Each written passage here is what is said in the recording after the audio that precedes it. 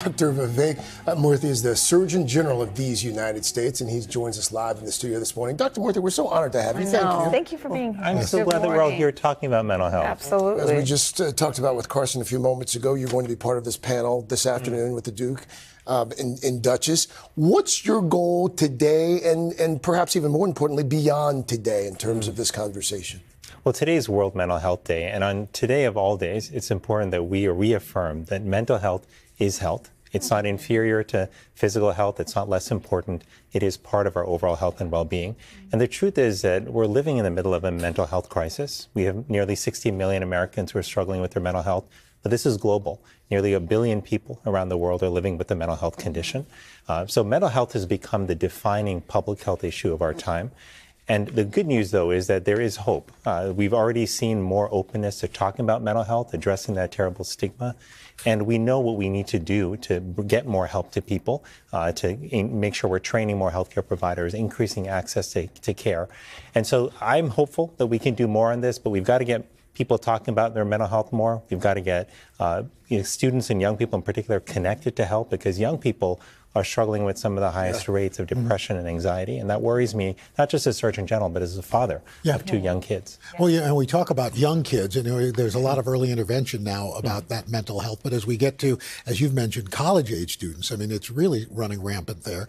And you're personally going out to colleges and universities to bring this message. Why is it so important to, when we talk about young people, to make sure we include college-age children? Here's why it's so important. Many people don't realize this, but young people are truly struggling. And it's one of the reasons why one of the earliest products I worked on from my office was issuing a Surgeon General's advisory on youth mental health, because it truly has become a crisis.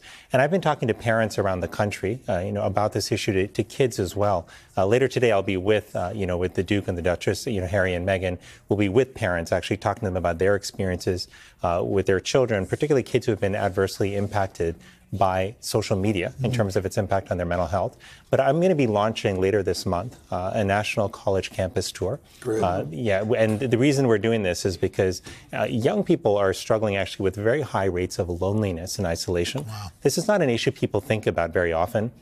But it turns out that loneliness and isolation are more than just bad feelings. Well, people think because they're on their phones all the time, That's or right. a lot of kids are, that they're interacting with people. Can you talk about the juxtaposition That's of that? exactly right, Janelle. People think that, hey, if I'm on my devices, if I've got followers on social media, if I've got contacts on, on whatever social platform I'm using, then I'm not alone. But being lonely is not about how many people you have around you. It's about the quality of those connections. So do I feel like there's somebody who truly knows who I am and understands me? Can I go to someone if I'm in a crisis and be honest with them about what I'm going through? That's what we all need in our lives. And many young people are telling us that they don't have it. Nearly 3/4 of young people are saying in surveys that they are struggling with loneliness and isolation. So I'm going to college campuses in order to number one, talk about this with young people, to hear from them more, but also to create a fun and interactive experience. So young people can actually experience what social connection is, and so we can help them with building steps into their day-to-day life that can help build a more connected life. We all need that. And what do you do for those of us who are kids at heart? I mean, you've talked about the fact that, you felt lonely at times. So for people perhaps who are watching, especially post-pandemic, who feel isolated in many ways, surrounded by a lot of people in a crowded room, but still lonely. Well, this is very personal for me, and I know it is for many of us. I've struggled with my mental health over the years, but particularly with loneliness and isolation when I was a kid. I didn't want to go to school a lot when I was a kid, not because I was scared of exams or teachers, but because I didn't want to walk into the cafeteria as a child and once more feel like I didn't have someone to sit next to, or feel scared that there wasn't someone to play with, like on the playground. And it took me a while to realize I wasn't the only one who felt like that. But as an adult also, I've felt that loneliness too. After my first stint as Surgeon General ended, I actually had largely during that time neglected a lot of my family and my friends, and I'm not proud of that. But what happened is that at the end of that stint, I realized I didn't have my work community, and I had neglected the friends and family in my life. And I needed to do something. I made a commitment to myself after that I was no longer going to do that. I was going to build a people-centered life. I was going to focus on my friends and my family, and no matter what, I was not going to let that go. I know we're out of time, but just real quickly, because there are some folks who can, decide that they need to get mental health.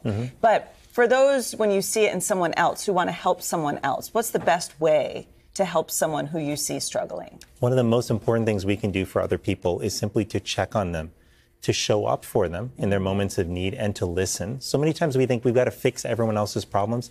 That's not always the case. Sometimes just being there for someone during their time of need can make a world of difference. And also connecting them to help. You don't have to solve everything on your own, but we have a crisis line available now, 988, that anyone can call if they're in a mental health crisis and get connected to help.